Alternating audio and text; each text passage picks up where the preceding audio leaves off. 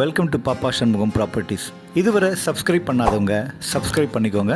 அப்போ தான் நம்ம சேனலில் வெளியிடக்கூடிய புது ப்ராப்பர்ட்டிஸ் வீடியோக்களோட அப்டேட்ஸ் உங்களுக்கு உடனுக்குடன் கிடைக்கும். இது ஒரு கிழக்கு பார்த்த, அதாவது ஈஸ்ட் ஃபேஸிங்கில் உள்ள 2 BHK அப்பார்ட்மெண்ட் வீடு. லிவிங் ரூமில் ஒரு பூஜை யூனிட் இருக்குது.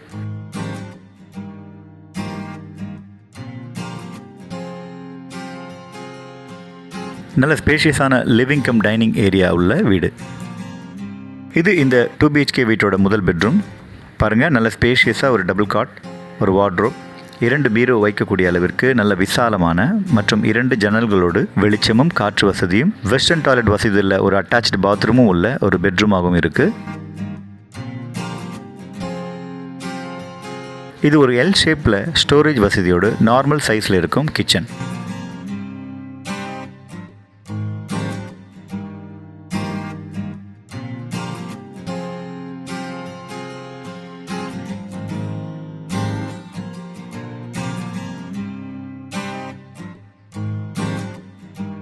லிவிங் ரூமில் ஒரு ரோட் வியூ பால்கனி இருக்குது.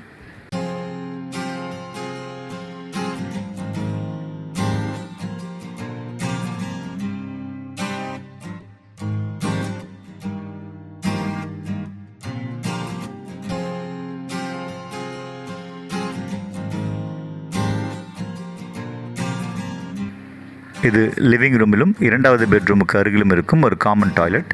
இங்கே இந்தியன் டாய்லெட் பொருத்தப்பட்டிருக்கு. இந்த 2வது பெட்ரூமில் எதிரில் தெரியும் அந்த கதவை திறந்தால் ஒரு ரோட் வியூ பால்கனி இருக்கும். ஆனால் இந்த வீடியோவை எடுத்த நேரத்தில் இந்த ரூமில் ஒரு குழந்தை தூங்கிட்டு இருந்ததால் உள்ளே போய் எடுக்கிறத தவிர்த்துட்டேன். இதிலும் 2 ஜன்னல்கள் இருக்குது. 2 பெட்ரூமிலும் ஜன்னல்களுக்கு ஸ்க்ரீன் போட்டு இருந்ததால் வெளிச்சம் கொஞ்சம் குறைவாக இருக்குது. ரீசேலுக்கு வந்திருக்கும் இந்த 2 BHK வீடு கோடம்பாக்கத்தில் இருக்குது. இது 2வது தளத்தில் இருக்கும் லிஃப்ட் வசதி உள்ள வீடு.